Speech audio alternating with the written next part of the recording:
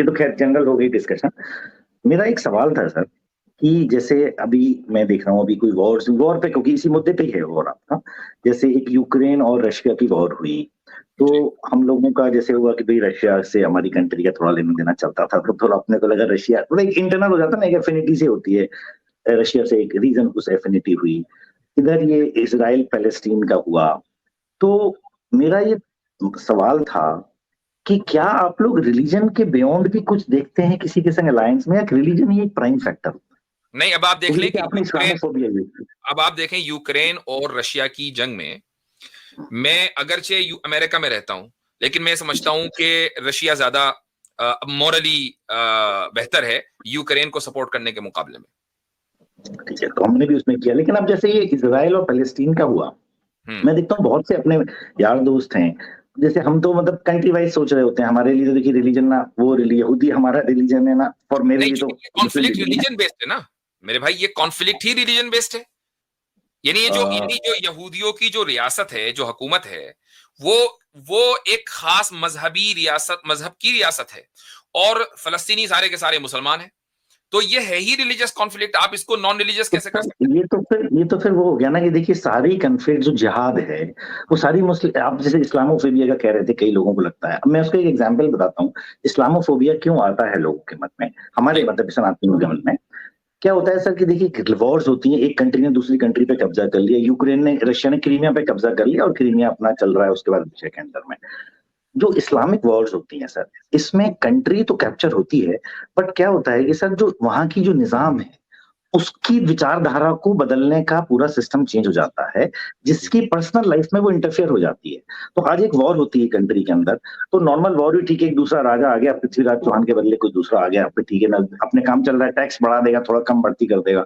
But the moment the king the rulers they get into your personal life, वो आपकी बीवियों के साथ में आ जाए, आपके पर्टिकुलर वे ऑफ लिविंग में आ जाए, आपकी इबादत जी, में आ जाए, तो चलिए, एक मैं समझ इंटरनल गया आपकी हेट्रेड बात। चालू होता मैं आपकी है। बात ये समझ गया। इस्लामोफोबिया है सर, और कुछ नहीं है। बाकी अपने तो सब यार दोस्त होते हैं, आप भी हो हम भी हैं, बट क्या है वो मेंटेलिटी से घबरा देती है देखें कि द देखें, मोमेंट दे बात गेट ये है कि ओवर इट। जिस मेंटालिटी की आप बात कर रहे हैं, जिस जी मेंटालिटी को आप ये कह रहे हैं कि भाई ये ऐसा होना चाहिए, ये मेंटालिटी ज्यादा पुरानी नहीं है।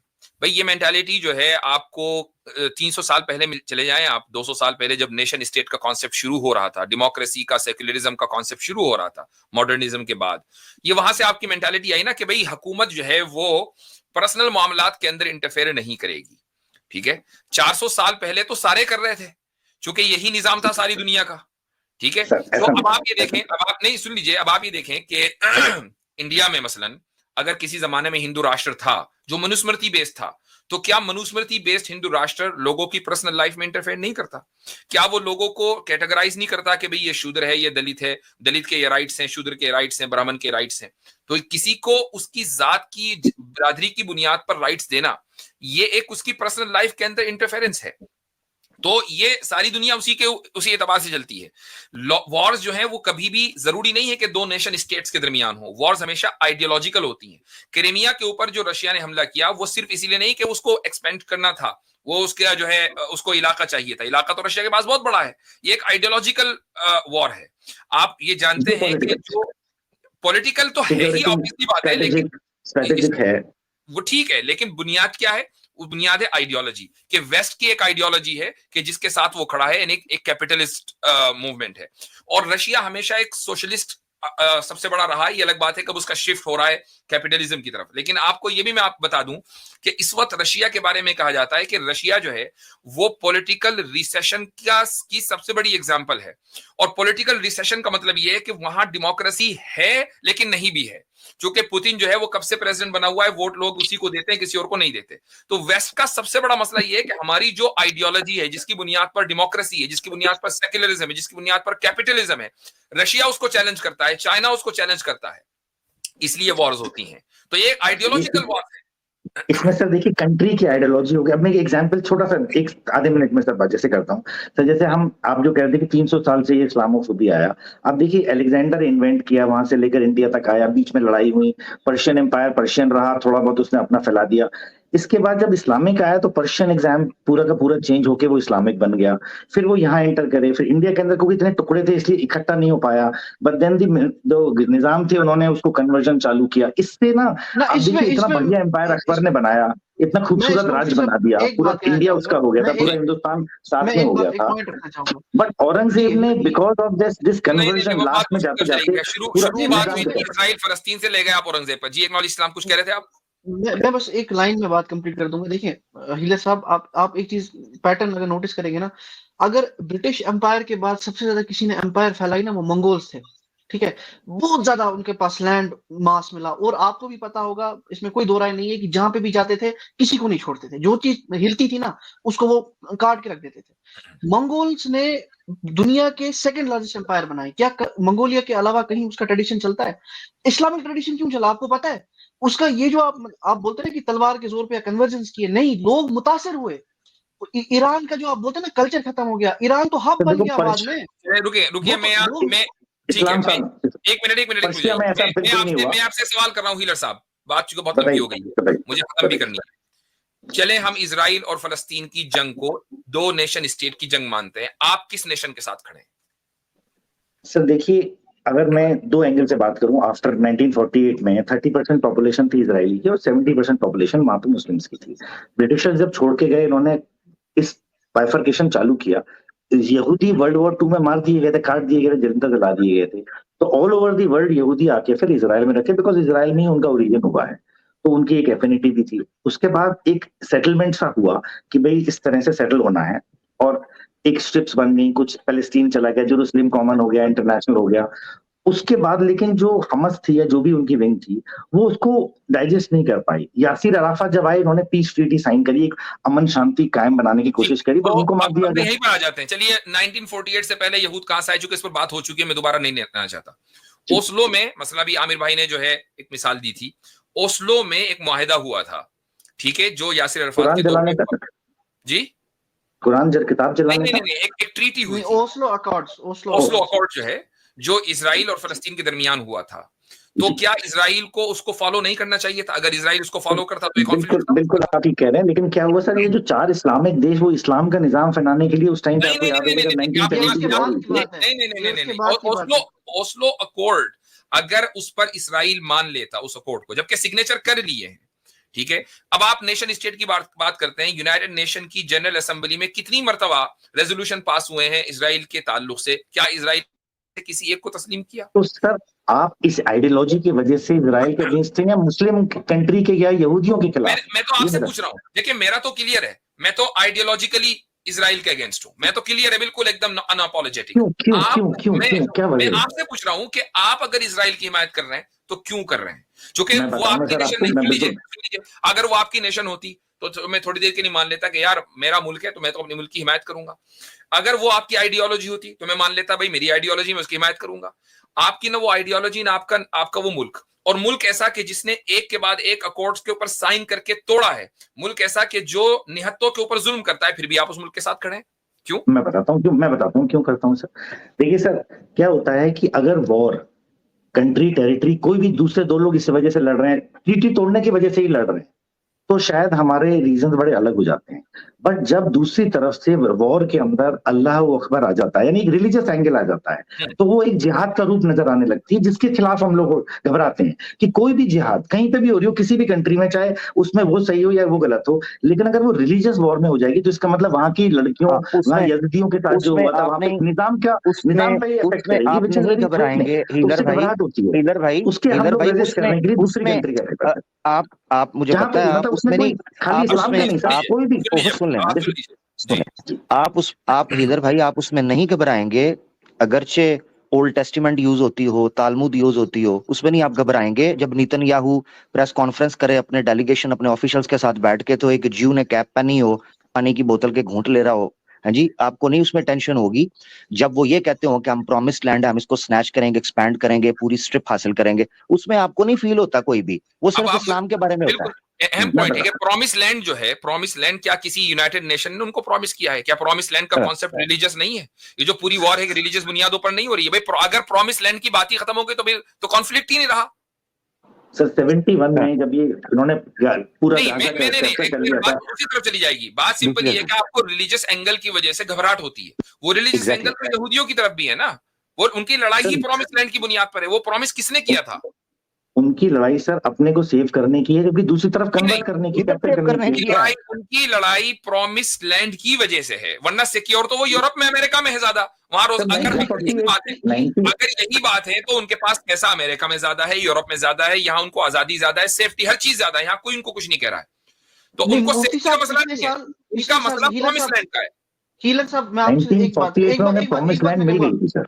देखिए हीलर साहब, आपको एक बात लैंड मिल गई थी। हीलर नहीं तो 48, एक मिनट, सॉरी एक्नॉलेज भाई, एक मिनट, 48 में प्रॉमिस लैंड मिल गई थी, तो 67 में क्या मैंगो चूपने के लिए आए थे? ईस्टर्न यरूशलेम में यहाँ फर्क बताता हूँ, 67 में क्यों आए थे? पॉपुलेशन को देखिएगा, 47 से पहले 30% मैं आपसे पूछना चाह रहा हूँ, 48 में सुनिएगा मेरा भाई सुनिएगा, 48 में भी अगर प्रॉमिस लैंड मिल गया था तो कौन सा प्रॉमिस लैंड कहाँ लिखा हुआ है कि किस भी ह्यूमन राइट्स की बेस के ऊपर मिला है? यही बात हो रही है, कौन सा रिकॉग्नाइज, यही बात हो रही है एग्जैक्टली। और 48 में जो प्रॉमिस लैंड मिला है वो भी तो रिलीजियस बेसिस के ऊपर मिला है, जिससे आपको इस्लाम से दिक्कत हो रही है, कि बड़ा डर लग रहा है, रिलीजियस अल्लाह अकबर का नारा लग गया।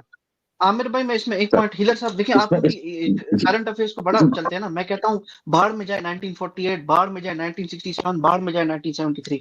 आपको भी पता है, लास्ट ईयर की बात कर रहा हूँ, जब शेख जर्रा की बात हुई, वो एक वीडियो बड़ी वायरल हुई थी, जब वो यूनस करके एक आदमी जो जू था, जो अमेरिका से आया था, लिटरली पता है वहां पे क्या होता है, जो मुस्लिम नेबरहुड है ना, सेटलर्स को उनके घरों में रखते हैं और उनको घरों से निकाल देते हैं। सर मैं बिल्कुल इस बात से बिल्कुल खिलाफ हूँ। मैं थोड़ी देर के लिए मान लेता हूँ कि एक इंडिविजुअल है, हम बात यहाँ उसूली करते हैं, ठीक है? मैं आपसे सिंपल ही कर रहा हूँ, आपने कहा 1948 में प्रॉमिस लैंड मिल गया था, प्रॉमिस करने वाला कौन है? अब देखिए सर, जो ब्रिटिशर्स वहां से उसको छोड़ के गए थे, जिनका कब्जा था, नहीं, प्रॉमिस सिंपल देखें, हाँ या ना में जवाब दे दिए, प्रॉमिस करने वाला कौन है? ब्रिटिशर तो नहीं थे। यूएन ने ब्रिटिश सपोर्ट और यूएस सपोर्ट के साथ उसको प्रॉमिस हो गया। 1917 में पहला प्रॉमिस चला था। आप ये कह रहे हैं कि इजराइल का जो सारा मुकदमा है वो ये कि भाई ब्रिटिश ने हमसे प्रॉमिस किया था, ये प्रॉमिस लैंड इसलिए है। नहीं सर, वो तो देखिए उनका रिलीजियस वो है कि वहां पे वो आए थे, यही तो बात हो रही है, उनका रिलीजियस है, तो भाई उनकी जंग भी रिलीजियस जंग है। यही तो मैं कह रहा हूँ उतनी देर से, आपको एक रिलीजियस जंग से घबराहट है, दूसरी से नहीं है। क्या आपको नहीं पता कि ओल्ड टेस्टामेंट में, कि जिस पर वो बिलीव करते हैं, उसमें बाकायदा जंगों का हुक्म है, ठीक है? उसमें लोगों को मारने का, औरतों के साथ रेप करने का उसके अंदर हुक्म है, वो उसके ऊपर अमल कर रहे हैं दिन रात। क्या हो गया ना, देखिए ज्यूज और क्रिश्चियंस दोनों में थे, लेकिन उन्होंने अपने विवेक को इंपॉर्टेंस दे दी, तो वो किताब से थोड़ा हट गए हैं, वो अभी भी किताब पे नहीं अटके हुए सर। बाकी अपने भाइयों में क्या है, अपने जो मुस्लिम भाई हैं वो भी किताब पे बड़बुल रखते हैं, विवेक को यूज ही नहीं करते सर। वो ये घबराहट हो जाती है। किसने? एक एग्जाम्पल सर, आपके ही मीटिंग से एग्जाम्पल देता हूँ सर।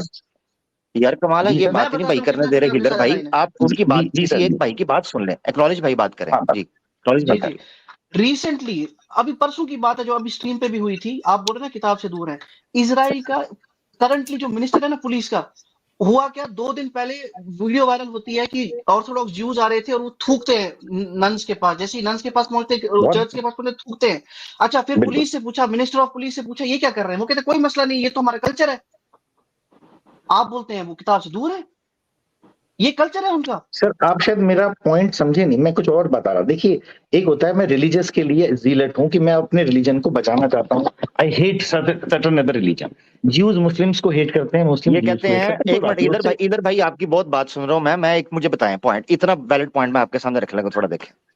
इतने वो इतना किताब से हट गए हैं, इतना किताब से हट गए हैं कि पाकिस्तान बना था इस्लाम के नाम के ऊपर और उसकी नेशनल लैंग्वेज है उर्दू, और ये इतना बेस रिलीजियस के ऊपर, किताब के ऊपर है कि हैब्रू अपनी लैंग्वेज जो बनाई, कमाल हो गया, जो हालांकि हैब्रू के बेस पर खड़े हैं, यानी उनकी लैंग्वेज इतना वो किताब के ऊपर अड़े हुए हैं, हालांकि ओरिजिनल हैब्रू बाइबल भी वो रिकवर नहीं कर पाए।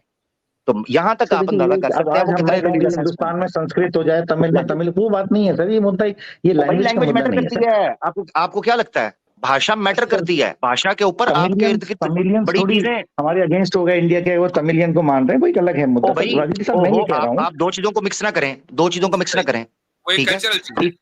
कल्चरल चीज एक और अलग चीज है, मल्टी कल्चरल होना, मल्टीलिंग्विड होना ये अलग चीज है।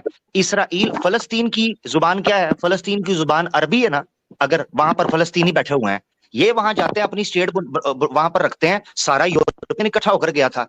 एक चीज तो यूरोपियन को जुबान रखते हैं ना वहां पर, कोई फ्रेंच रखता, कोई जर्मन रखता, मल्टी लैंग्वेज रखते, पॉइंट नंबर 1। दूसरी चीज ये है, वो ये जो प्रॉमिस्ड लैंड था, अगर अपनी सेफ्टी के लिए चाहिए था, जिस तरह हजरत का यूरोप के अंदर, तो क्रिश्चियन इतना सगा था, उसने ऐसी जगह के अंदर क्यों खोपा जहां पर सारी जिंदगी लड़ते रहना है?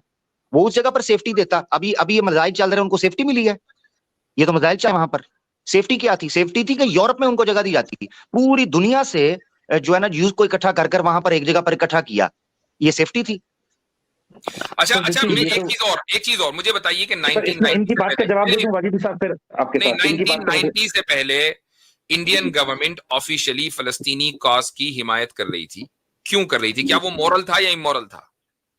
सर देखिए क्या था कि उस टाइम तक आप देखेंगे 40s तक और 79 से पहले मैं मानता हूं कि वर्ल्ड ओवर जो है इस्लाम का बड़ा एक मॉडरेट था सर। जब तक कि वो काबा मक्का मदीना पे कब्जा नहीं हुआ था सऊदी अरेबिया में और ईरान का शासन नहीं आया था, तब तक Islam was a very very generous and acceptable religion. कहां की आप बात कर रहे हैं? मैं नहीं कहता सर, मैं आपको एक बात बता, अरे सर आपको बता तो रहा हूँ।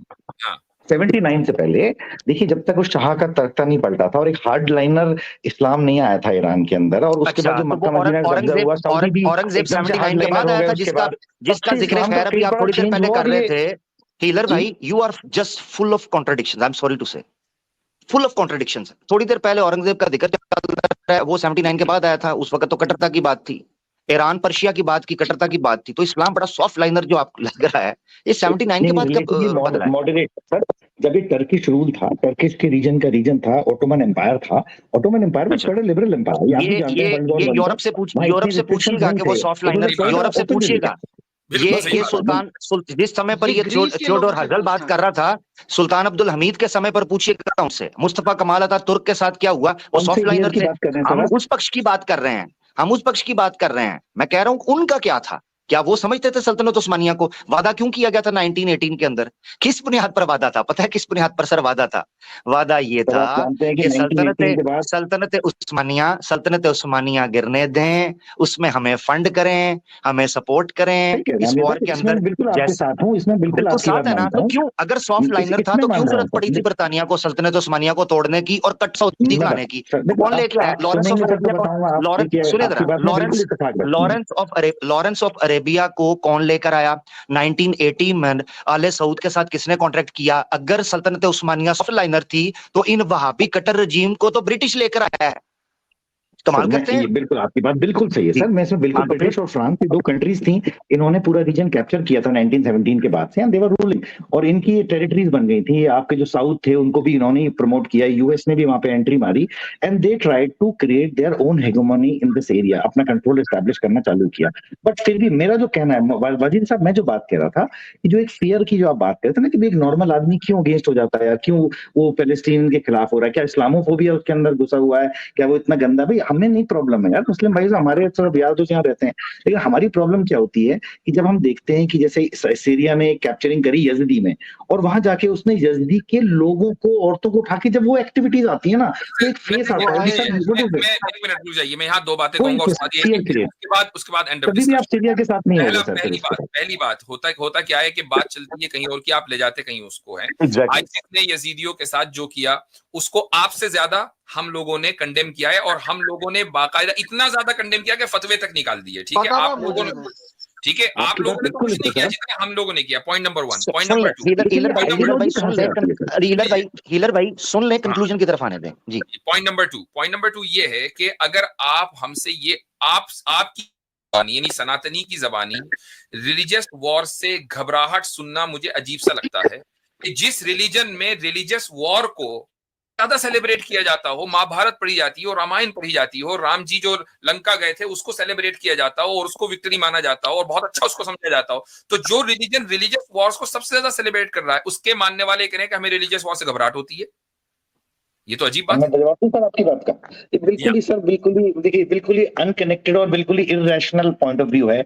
आप मुझे बताइए रावण का धर्म क्या था और राम का धर्म क्या था? क्या लड़ाई धर्म के आधार पे हो रही थी? रिलीजियस वॉर थी क्या? बिल्कुल एब्सर्ड है। एक पंडित रिलीजियस को मार वॉर रहे हैं थी क्या? रिलीजियस वॉर क्यों? वो रिलीजियस जो वॉर आपके गीता में जिस चीज का जिक्र है, क्या धर्म के लिए वो युद्ध हुआ कि नहीं हुआ? सर एक सेकंड बिल्कुल आप एक मिनट देखिए, रिलीजियस वॉर को धर्म से मत समझिए। हमारे यहाँ धर्म का मतलब वो मजहब नहीं होता है सर। अभी हमारे जो कृष्ण की भी जो लड़ाई थी वो दो भाइयों के बीच में थी, सेम कास्ट थे, सेम रिलीजन था, क्या रिलीजियस वॉर हो गई? कैसी बात करते हो सर आप? ये तो बिल्कुल ही। अब मैं आपको इसकी मिसाल दे देता हूँ। हजरत अबू बकर रजी अल्लाह उनके जमाने में, जो इस्लाम के पहले खलीफा हैं, बहुत से अरबों के खिलाफ जिहाद किया गया जो मुसलमान थे, लेकिन उन्होंने ज़कात देने से मना कर दिया था, और इसको हम जिहाद मानते हैं, जबकि रिलीजन दोनों का एक था, दोनों की नस्ल एक थी, दोनों की जबान एक थी।